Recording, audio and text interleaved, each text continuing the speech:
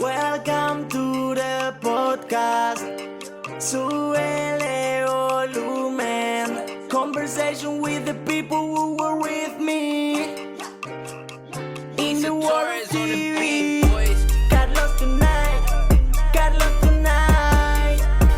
Historias de un reportero. Carlos tonight. Dale que viene lo bueno. Hey everyone, welcome to Carlos Tonight. Thank you so much for watching and for listening. I really appreciate it. Before I introduce my guest this week, I received a couple of messages asking what happened to my background, so I wanted to address that right here. And the truth is that I'm in the middle of packing because I'm relocating, and I had to kind of turn things around, so now I'm in my kitchen doing these episodes. So thank you for sticking around. I'm very excited to introduce my guest this week. His name is Daniel Jackson. How's it going? How are you? I'm not too bad. How are you doing yourself? I'm doing good, and we can hear each other and everything, right? Yep, I can hear you. You can hear me. I can see you. You can see me. It's all good. And that's always good. Yeah. And so, yes, sir, yeah.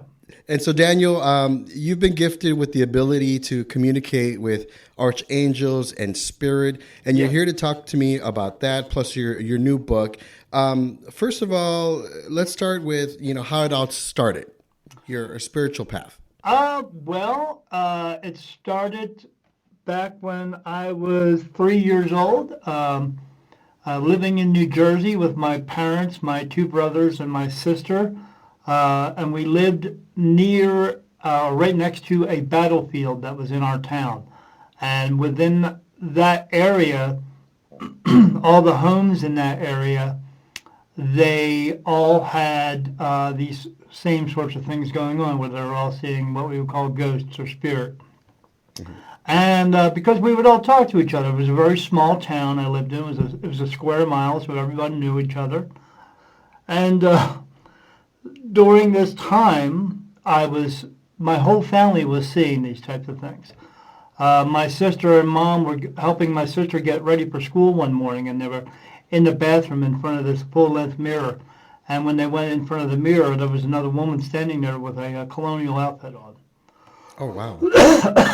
My brothers and I were downstairs watching TV, and my sister's room was 2 flights up. And this was back in the 70s. She had a record player. And record players back then, you had to, excuse me, lift the record up.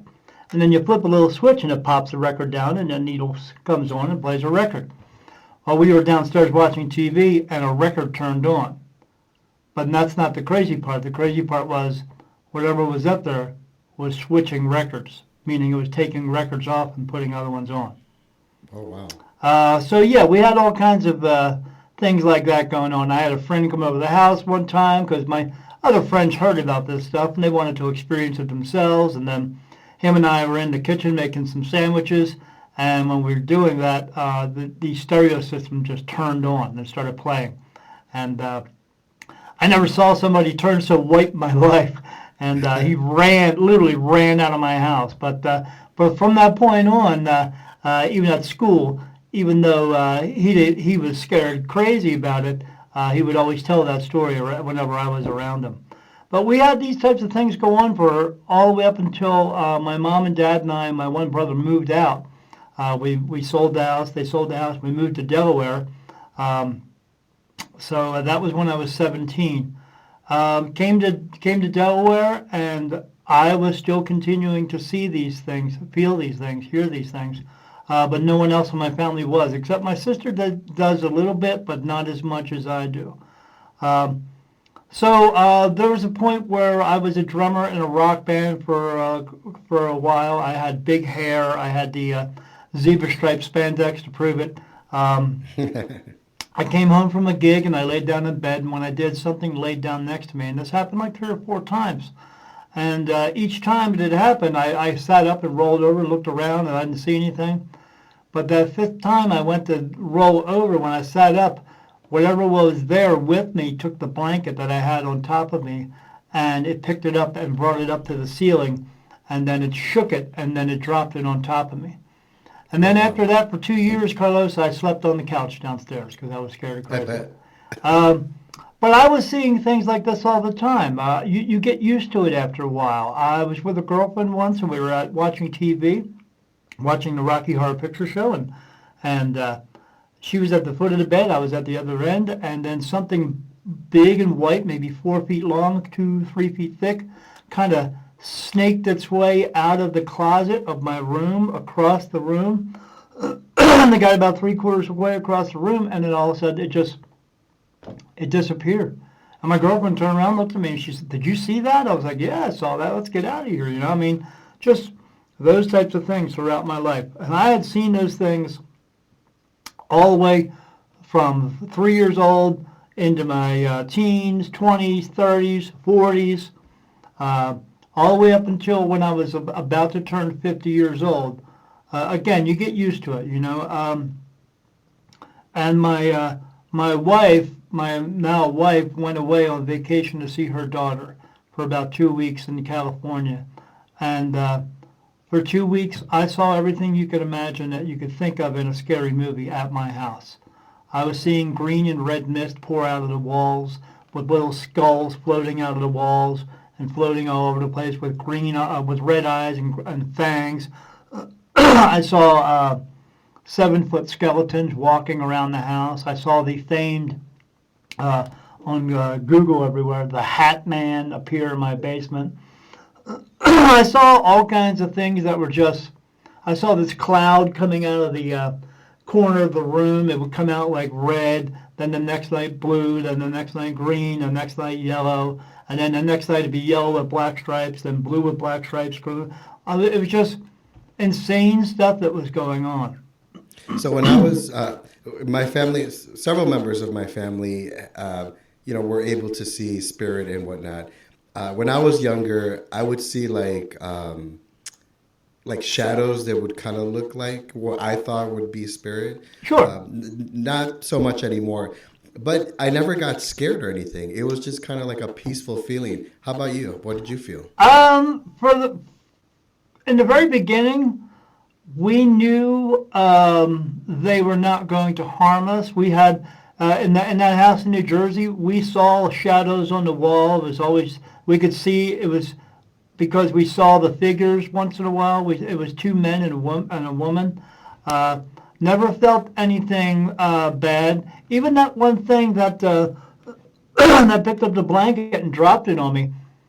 I was scared, but I was brought up in not that we were practicing, but I was brought up in the Catholic religion. I was told these things are demons and devils. So, but what did it do, or what did it not do? What it didn't do is it didn't come at me with a knife and try to kill me, but what it did do is get my attention.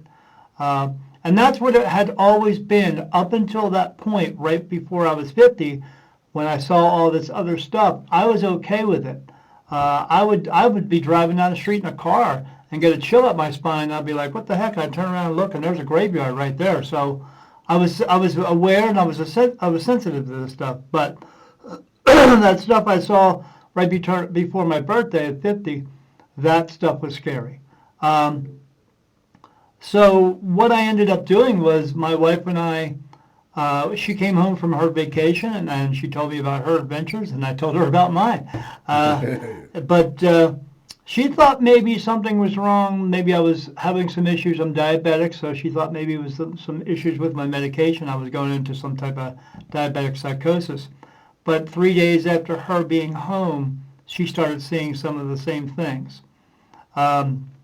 So we sought out help. I went on the internet.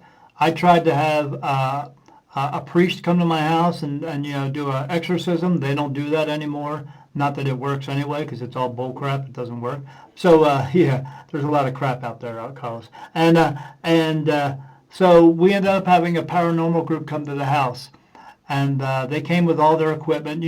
It's fun. They showed up with their little van, with their little insignia on the side of the van, and I just thought to myself, I don't want to be this kind of famous. I don't want to be the guy who's in the neighborhood where everyone else is living around them thinks that the Blair Witch Project is going on in their home. Unfortunately for them, it was. It did for a long time. They just didn't know it. So, Why do you think they picked you? well, that's a good question. That's a great question. Because they were testing me, because we all have this ability. We're all born with it. We can all see spirit. Our moms and dads tell us this is our imaginary friends, or that's not real. It is real. And because we come into this world, it comes with your soul. And what happens is sometimes, or most of the time, the world starts teaching us the ways of the world, and they're basically throwing a bucket of bleach over top of us and sanitizing us of the truth while feeding us a bunch of lies so that they can have power and control over us. But some of us are meant to have this all the time. That's why it stays with us. As I tell people, some people are just meant to be teachers and others are meant to be students. And so they brought all this to me to see what I was going to do next. Was I going to move forward with it, or was I just going to do what everyone else would do, which is push it away and be afraid of it? And I knew I had been seeing it my entire life. I knew there was something else to it. After the paranormal group left the house, because they didn't come back because they got so much information, they got scared and didn't want to come back to my house again. They actually quit on my front lawn. I sought out mediums and got a hold of 5 of them who would actually talk to me, and they all, none of them knew each other. They all told me the same story about me. One of them in particular, I showed up to one of her shows. I called her and she asked me to come to her show because she wanted me to see how she does it. I was trying to figure out what she meant by that. So I didn't tell her when I was coming. I just ordered some tickets and my wife and I went. I walked into the room. We opened the doors. I walked in the room, and when I did, she did one of these. She just kind of like looked up and saw me walk in the room and watched me sit down and then turned back and started talking to people. And I looked at my wife. I was like, that was really strange. Why did she do that? And she's like, I don't know. So during the show, she read 8 people. I was the second one. She said some things during that no one, my mother's middle name, how would she know that type of thing. So at the end of the show, I walked down and I started talking to her. I said, hi, my name's Daniel Jackson. She was like, oh, you're the guy I talked to on the phone a couple of weeks ago. She's like, oh, I'm so glad you're here. I said, yeah. I said, I got so much. I started telling her all the things I was seeing, what's going on. And she's like, I want you to wait till the end, till everyone leaves. We need to talk. And I was like, okay. So everyone leaves. She says, so I know you see spirit. I said, yeah. She said, but do you know why? I said, well, I mean, I've seen them all my life. She said, well, she goes, I know you see them, and I know you see a lot. And I said, lady, it's like being in a room with 1,000 people, except nobody leaves and more just keep coming in. And she said, that much? I said, yeah, it's that much. I see them all day long. It never turns up. It never goes away. I just see them everywhere. She said, well, I know you have an ability to see them, but they're coming to you. And that's why you see so many. And I said, why? She said, well, I'm going to explain it to you the best way I can. She said, I saw you walk into this room tonight. I said, yeah, my wife and I saw that. We're like, I was like trying to like look down. She said, yeah. She said, well, when spirit sees you, they see your body frame and they see your light inside of you. And that is your soul. Everyone has one. She said, most lights are like a flashlight. They just see that light. It's a bright light. She said, not with you. And I said, what do you mean? She said, with you, you look like a light bulb. She said, they don't even see your body frame because I don't even see your body frame. All I see is a light bulb. She said, most people look like a flashlight. You look like the sun. That's how bright you are. And I was like, really? She said, yeah. I said, what do I do? What do you mean by that? She said, the reason they're coming to you is because they believe that you're the light into heaven. And I said, what? What do I do with that? She said, you need to have a big talk, a decision to make. You need to talk with God. You need to sit down with God and say, you're either going to accept this or not. And I was like, okay. She said, I know you don't want this to go away, do you? I said, no. I said, it's part of my life, but I'm not sure what to do with it. I said, but if I could help people or just help all these spirits that keep coming around me in some way, because they got to be coming to me for something, right? And she said, yeah, they want your help. I was like, okay. She said, you need to make a big decision. So I did. So I went home.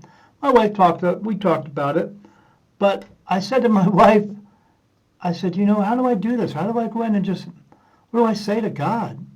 And she said, talk to him any other way like you normally do. And I said, yeah, my wife is really good at putting things in perspective for me. So I said, okay. So I went in and had to talk with him because, you can sit down and talk to God anytime you want to. You don't need to go to some big white building with a bunch of people who are trying to prove they're better Christians than the other, because that's all they're doing. So, because it's bullcrap. So, so I went in there and had to talk with him and basically said, hey, you know what, God? If this is what you want me to do, I mean, if you want me to help these souls or spirit, whatever they are, to come in here, I'll do whatever you want me to do. Just if you can make it easier for me, I'll do that. And I had, by the end of the conversation, I went out of the room and said to my wife, I said, okay, that was it. She's like, all right. Next day, everything changed. Everything. And within a few months, I stopped seeing that scary stuff. I was starting to see more, feel more, hear more, smell more, everything. I would lay in bed and I would see these two glowing lights come up next to me the whole time. They're pulsating, glowing lights. And I was like, but every time I would turn my head, it would like kind of disappear. But when I would turn my head forward again, I could see it out of my peripherals. But it was so bright. It was just, and I still see that today, but I see it differently. But I was like, what? I was seeing this half man glowing, half bird thing flying around my room, and all these other lights and little sparkly lights and all this other stuff that I didn't normally see before. I just had a sense about things before, and I would see things, but I was seeing so much more. I found out those two glowing lights are what we have, what everyone has is your spirit guides, except mine are different. So when spirit comes to you, yeah, what exactly are they looking for, or you don't necessarily know who they're related to or why they come to you? No, I see so many. I have no idea who they are. But I don't just see, it's progressed now. I don't just see people. I see dogs, cats, horses, cows, fish. I see what we would consider other beings from other places, because this place is not the only place with people on it. They are coming to me for two reasons. One, because they do want me to cross them over. A lot of them have made a decision to not cross over in the first place, and now they've thought about it, because you can cross over anytime you want to. There's no asking for forgiveness from God or any of that fake stuff. And two, they are coming to watch me. And I couldn't figure that out at first. Now, in the very beginning, when my guides, the archangels, would bring them to me. And archangels are not men with wings. They don't have wings. They don't have a shield and a sword. They're not fighting a battle in heaven. Okay? So they would bring them to me, and then I would cross them over. And they told me how to do it. They just put the thought into my mind. And I was like, okay, because it had gotten to a point where after I said yes, I would hear things, thoughts in my mind, and I'd hear voices, and I'm like, okay, this isn't me. And so it has actually gotten to the point now where my own thoughts are no longer mine anymore. I'm only about 15% me, and everything else that comes into my mind is them. 85% is them, and it's constantly changing. When it first started out, it was like 90% me and 10% them. Now it's this. It's quite opposite. So and now you're sharing your gift with other people. Tell us how you're helping improve other people's lives. Well, they ask me questions, and when they ask me questions, I get them answers. I am talking to these archangels. I can connect with regular spirit, especially if I'm doing a reading for someone who's in front of me, and I can sit with them. I can hold their hand. I can see who's with them here. I was doing a festival one time, and this is a perfect example. I had this couple come over to me, and the woman sat down, and the man sat down, and I said, "Who's getting the reading?" And she said, "I am." And I held her hand. I said, "Let me see who's here with you." And I held her hand. And when I closed my eyes, I said, "Okay, you guys own a farm?" And they said, "Why?" I said, "Well, there's a horse in front of me." I said, and he's got this patchy, like brown and white fur on him. I said, but he has doesn't have a regular horse's mane on him. And they said, "What do you mean?" I said, "It looks like he's got a blonde wig, like somebody cut the holes out and put it over his ears and put a blonde wig on their head." I said, "That's kind of strange." As I said that, her husband starts flipping through his phone, and I'm saying to the woman, "Okay," and I see the horse, and it looks like there's a stall opens up, and the horse comes out and turns around in a circle, comes up and puts his head on your shoulder, and then the horse is telling me, "You're its mommy." She said, "What do you mean telling you?" I said, "Well, whenever spirit talks to me, because of me being me, I hear it as English. So if a dog talks to me, I hear it as English. Person, English. Spanish, English. Asian, English. I just hear it as English." I said, "And the horse is telling me you're its mommy." And when I said that, the husband turns around and shows me his phone and says, "Is this the horse?" And I said, "Yeah, that's the horse. What's with the wig?" And he said, "Well, we had an artist paint a picture of our horse. And he said this was his rendition of it. And we don't like the picture. We actually put the picture in our closet." And I was like, "Yeah." He said, "Well, we're kind of angry about it." I said, "Why?" He said, "Because we paid $4,000 for this picture." Oh, I said, "I would be angry too, because that looks ridiculous." He said, "Yeah." Exactly. And then I turned around to the woman, and I said, "So what's with the horse telling me you're his mommy?" And then she started crying, and she said, "Every morning I would wake up, I would go out to our stalls, and I would open up the stalls. And this particular horse would walk out of the stall, come around in the circle, come up and put his head on my shoulder." I said, "Oh," I said, "that's sweet." She said, "Our horse just died 2 weeks ago." And I looked at them. I looked at them both, and I said, as I tell everybody, I can't make this shit up. Yeah. Yeah, So that's a typical session. Yeah, they gave me the hardest hug you could ever imagine. We were all crying. It was an amazing thing, and it was pretty cool. But yeah, that's a typical session. I last year, as I have in my book, I was at this car show at this bar, at this outside bar, drinking a soda, and the bartender there really liked me to come there and hang out, and especially until nighttime, because I see a lot more in the dark. Yeah. And she says, "Do you see anything?" And I said, "Yeah, I see this guy sitting here with a beard kind of like mine, a little bit of hair on top, but he's got glasses on like this, and he keeps showing me, 'Hey, look at the glasses.'" And she's like, "Do you get a name?" I said, and at that time, I said, I don't really get names. And I said, but I was like, "Oh, his name is James. This is strange. I don't really get names all the time, but his name is James." And she's like, "Is he here for anybody?" I said, "He's here for these two people down the end of the bar," he's telling me. "Not the woman so much, but the man, her husband." And she's like, "You think I should go tell him, or you want to tell him?" I said, "Well, I can if you want to." She's like, "But, you don't know how people are going to perceive things. Not everybody is going to be okay with that because, of their upbringing or their background or religious beliefs." So I said, "If you want to go down and tell him, go ahead." So she goes down. About a minute into the conversation, I hear the woman go, "Oh, you mean Jim?" And I was like, "Yeah, Jim, but his name is James." And I walked down and said, "Hi, my name's Daniel Jackson. I see dead people." Kind of breaks it up for people. And I said, "Yeah," I said, "his name is James, but Jim, yeah, sure." And they said, "What do you mean he's here?" I said, I see dead people. "He's here." I said, "He's here because he tells me that your husband is his son, And that's why he's here to help him through his life, to be a spirit guide for him. And he's doing the same thing, looking through his phone. But to see if I'm real, he says, is Jim in this picture? I said, yeah. He's that guy on the right-hand side at the end. He's got the glasses on. That's what he keeps showing me, the glasses. And he said, yeah, it's my friend Jim. He died 2 years ago. I said, how do you know Jim? He said, well, he said, him and I raced cars together. He said, I've always wanted to get into racing, and Jim has shown me everything that I know ever since I was a kid.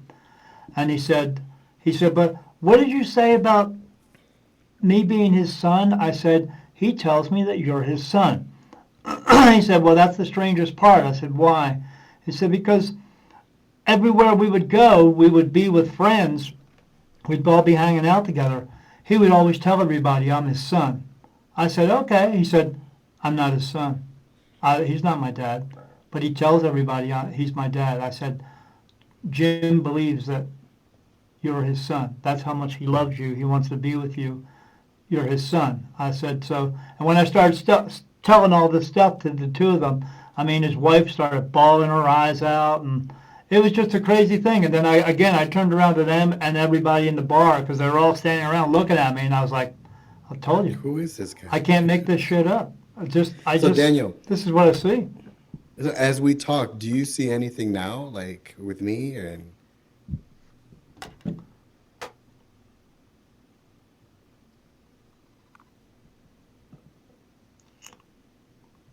yeah, I'm trying to get a look at this kid, though. Yeah, there's a... So when I see in my normal vision, like when I look at your cabinets behind you, what color are your cabinets behind you? like dark brown. Right, to you they are. When I see them, they are dark brown, but they are also blue. Everything I see has blue in it, and what I see is energy. And what I see behind you on your left-hand shoulder is an 8-year-old boy,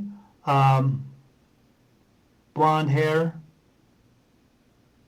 blue eyes. Let me ask real quick. So I get touched on my face for yes and no answers.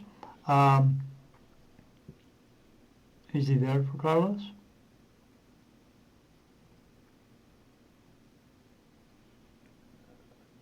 Oh, and he's there for that reason? Does he know him? He doesn't. So he doesn't know him now. No. So in your previous lifetime, this young boy was your son, and he is here again, but he's here in a spiritual form to be what we were just talking about, to be a spiritual guide for you, and here to help you make decisions. And everything you do in your life, when you wake up in the morning and you say, hey, I'm going to go to work today, or hey, I'm going to go to the mall today, that's partially you making that decision, but that is your spirit guides connecting with your soul, helping you to make these decisions. It's just sometimes we talk ourselves out of these things, and when we do that, that's the world teaching us to talk ourselves out of things because they want us to believe that we're not good enough for anything. So when that happens, don't talk yourself out of it. Do what you feel you need to do, and just do that. But yeah, he was your son in your previous lifetime. I just got chills. Yeah, me too. Talk to him, because he wants to help you. But and you for that in that way you could pick out something that you could tell him, a sign that would be good for him to bring across to you, so you know what to do next if you ask a question. Like in a way that you could say, okay, son, because that's what I would call him if I were you. A good sign for me would be something baseball. And he would say, and he would know this now. And what he would do is, you could ask him a question. You could say, hey, son, I want to buy this red car. Should I buy the red car? And then if you see something that you read all of a sudden and it says baseball, you see a commercial on TV for baseball, and you hear a song about baseball, then that means go buy the red car. Yeah. If you don't get anything, don't buy the car. But in the same way, if you buy the red car, what it doesn't mean is go buy the red car, but take some of the money and instead of making a car payment, put it on some jewelry or something like that. No, if you ask a specific question, they will give you the specific answer. They're very black and white with these things. If you try to turn it around or change it and use your ego, then it's not going to go in the way you want it to. So but he can help you throughout your life. You just have to learn to listen, and you have to learn to follow through. And that's what I've done with my, especially with my archangels around me. When I first started, it was two. It's just the two of them here. And like I said, I get touched on my face. It feels like blood is dripping across my face. In the very beginning, it was just two. And then those are yes answers. I only get one answer for no. It feels like a tear is running down my face. Again, I started out with two. And at the time that I wrote my book, I was up to like 14 or 15. Now I'm up to 36. And I know all their names. I know who's doing it. Not that I need to know their names, but I just do because of the connection that I have. Because like I said, when I said spirit comes to me, and that woman told me that they're coming to me because they think I'm the light in the heaven, when you stand up out of your body, and this is going to happen for you, Carlos, because it's happened for you 27 other times, meaning you're on your life number 28, you will wake up, you'll look down, you go, oh, I don't need that anymore. You're going to take a step to the left, you're going to look to the right, there's a light that's going to turn on. It's your light, your personal light. Everyone gets one. You walk in, it turns off. You don't walk in because you go, nah, and you stay here as an earthbound spirit, it turns off. But beyond that light, there is another light that shines all the time.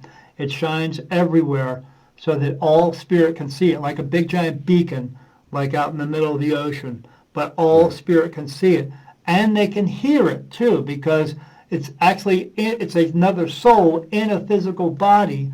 And when it's talking, all spirit can hear it, because spirit can hear your voice, it can hear everyone's voice, but they can tune you out because it's like static after a while. It's like, because where they are, there's no time and space, so they hear everything all the time. They can tune it out. Well, with this other spirit, this other soul, they can't tune it out because it has to be heard, it has to be seen, it has to be in a physical body for a couple of reasons. One, to shine all the time, and two, to physically be able to cross spirit over into the light. And that soul is me.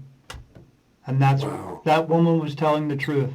I am. No other medium is going to tell you this because they just cannot. And no other medium can tell you this because it doesn't need to be in more than one body. It's me. I am a portal. I am the light into heaven.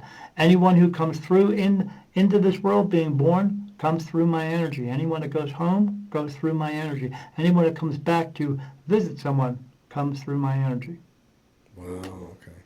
And are you able to, say somebody like passed away in your life, are you able to kind of connect with that too, or no?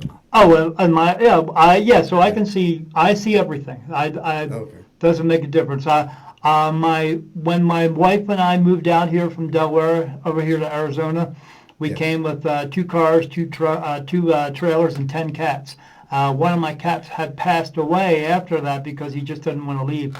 I have seen him probably 6 or 7 times since he's been gone. I see my mom all the time. I see my dad all the time. I always know when they're coming through. With my mom, I smell roses, and I know my mom loved roses. My dad, he used to wear this cologne called Stetson, and I smell Stetson. As soon as I smell it, I know it's my dad. I close my eyes, and there he is. Awesome. I can see everything and anything. Again, because they come to me, and they either want to watch, because sometimes they just like to watch the light and they like to see it because it's bright. And two, because they want to cross over. And I was crossing spirit over last night. I got into my bedroom because I black it out so I can see everything. And I saw a group of about 200 or 300 people standing there, and some dogs and cats and stuff. And I start bringing them through, and I just tell them how to come, where to go, and what to do, and they start walking through, and flashes of light are going on, and that happens physically too with me as well. Like I was talking to my sister one time in a low lit room, And all of a sudden, a flash of light went off in the room, and she's like, "Oh my God, what was that?" I was like, "Oh, somebody jumping in," because she knows about me.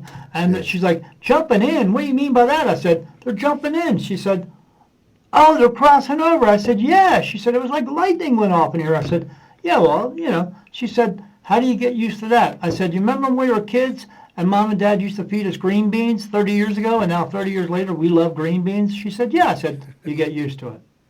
You just do." Daniel, thank you so much. How can we connect with you? I know besides having a book, you also have a podcast and a call-in show. Yes, absolutely. I have a book out right now. It's on Amazon. All you have to do is look up Daniel Jackson, The New Beginning, and put that in the search bar, and my book will come up. You'll see a picture of a man, the silhouette of a man, the back of his back walking into a bright white light. It's the New Beginning, My Awakening as a Spirit Medium, and that's on Amazon. It's only $8, or the Kindle version is like $6 and something cents. Why is it so cheap? Because I want to sell 1 million books. I don't want to make $1 million, but I sure do want to help 1 million people. And the book is my story about how I became a medium throughout my entire life. But there's also 25 channel messages from my guides, the archangels, on what God wants us to know. So I wrote that down. It was funny when I submitted that to the editor. My writing is horrible, Carlos. But but when I submitted the 25 messages, none of it had to be edited because it came from a perfect source. You can also find me at, if you want to get a reading with me, or if you want to book a call with me to find out if you actually have an ability, because I tell people when they do, all they have to do is pick up the phone and I'll know right away, because I get it like that. You can find me at www.spiritmediumdaniel.com. It's one long word, spiritmediumdaniel.com. You can also listen to my podcast or watch it. It's called Beyond the Veil with Daniel Jackson. Hey. And it's at www.beyond-the-veil.com. We're also on YouTube with that. We're also on YouTube with Spirit Medium Daniel, because I do some teaching videos on there telling people why we're here and what our purpose is and why we see spirit, where you can find them. You can find them anywhere because they are everywhere. And you can find me on Facebook at Spirit Medium Daniel, as well as Beyond the Veil on Facebook. But you got to put in Beyond the Veil with Daniel Jackson, because I tried putting in Beyond the Veil to get the name for the show, and when I did, like 100 of them came up. And the very top one was a show about reading Harry Potter books. What the heck does that have to do with Beyond the Veil? I don't know. But yeah, it's Beyond the Veil with Daniel Jackson. All right. I'm going to put everything in the show notes so everyone can be aware of it and connect with you. Daniel, thank you so much for being here. I appreciate your time. God bless you. Thank you, sir. You have a great day. Be good and don't do any stupid stuff. In the world TV, Carlos tonight. And that's a wrap. Thanks so much for watching and for listening to this episode. It was written and produced by yours truly, Carlos Correa. Carlos Tonight theme by Sken, Galis. Visit carlostonight.com for the very latest on the podcast, see upcoming guests, and check out past episodes. That's carlostonight.com. Dale que viene lo bueno.